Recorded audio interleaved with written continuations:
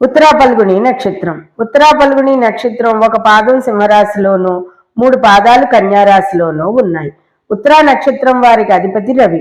1వ పాదానికి రాస్యాధిపతి రవి అయితే మిగిలిన 3 పాదాలకు రాస్యాధిపతి బుధుడు. నక్షత్రానికి ఆది వృక్షం రేగు చెట్టు అని చెప్పాలి. తర్వాత జువ్వి చెట్టు. ఈ 2 వృక్షాలని కూడా పూజించినట్లయితే అనేక శుభ ఫలితాలని పొందుతారు. ఈ ఉత్తరా పల్గుని నక్షత్రం 1, 2, 3, 4 పాదాలు వారు.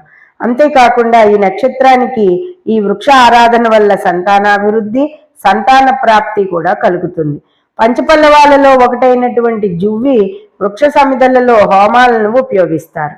జువ్వి ఆకుల విస్తరి భోజనం వల్ల రక్త శుభ్రత, క్రిమినాశిని. జువ్వి చెట్టు పాలు కషాయానికి కూడా ఆయుర్వేద వైద్యంలో ప్రత్యేకత పొంది ఉంది. ఇప్పటికీ కూడా అన్ని కాలనీల్లోనూ కూడా జువ్వి చెట్టుని నాటండి. అలాగే ఊరంతా కూడా జువ్వి రోడ్డు పక్కల అంతా కూడా జువ్వి చెట్లు వేయండి. రక్తాన్ని శుభ్రం చేసి క్రిములను నాశనం చేసి మనకి పొల్యూషన్ లేకుండా చేస్తుందండి ఈ జువ్వి చెట్టు. అంతేకాకుండా 1వ పాదం ఉత్తరా పల్గునికి రాస్యాధిపతి రవి.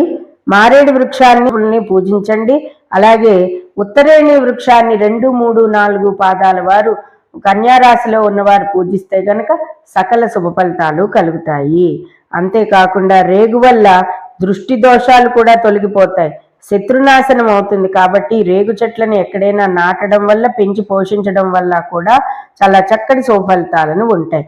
ఇక ఈ నక్షత్రం వారు మామిడి చెట్టును నాటండి, మామిడి పళ్ళు తినండి, మామిడి చెట్టును పూజించండి, అన్నీ చెయ్యవచ్చు. కానీ గృహోపకరణాలు కానీ మామిడి చెక్కతో చేయించుకొనరాదు. అది జువ్వి చెట్లను నరకరాదు ఈ ఉత్తరా పల్గుని నక్షత్రం వారు. ఇది గ్రహించుకుని అందరూ కూడా ఈ వృక్షాలని పెంచి పోషించండి. స్వస్తి.